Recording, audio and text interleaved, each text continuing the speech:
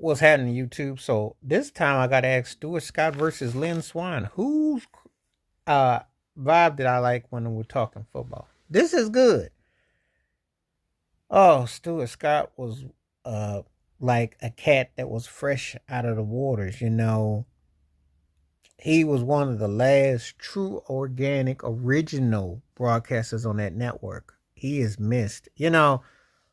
All the hype that Stephen A. Smith gets, he couldn't hold a candle to Stuart Scott. Stuart Scott had his own lingo, had his own vibe. He turned a lot of white folks off, and some black folks, but a lot of white folks were complaining about how, but he would just make it work.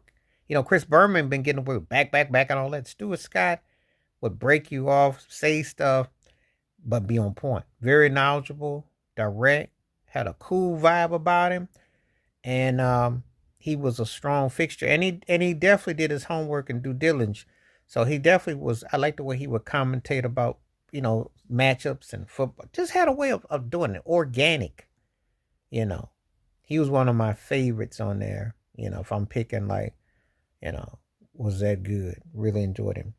Um, we get to Lynn Swann, who acrobatic wide receiver for the Pittsburgh Steelers. Took him long enough to get in the Hall of Fame.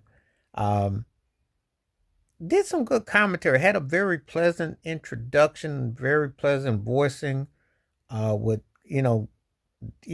be accurate with what he did. You know, um, I don't. The only thing I would say this about Swan, I thought he had a good tone and everything. I just don't think that he necessarily uh had that kind of vibe where he kept your attention.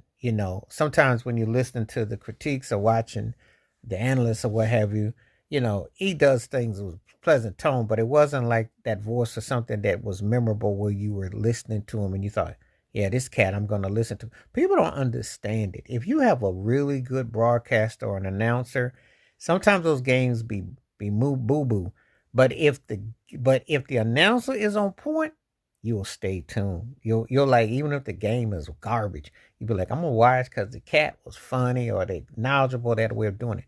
Stuart Scott had that personality and he had a way of bringing it. So um from that perspective, I have to say, Stuart Scott wins. But Lynn Swan, credible cat.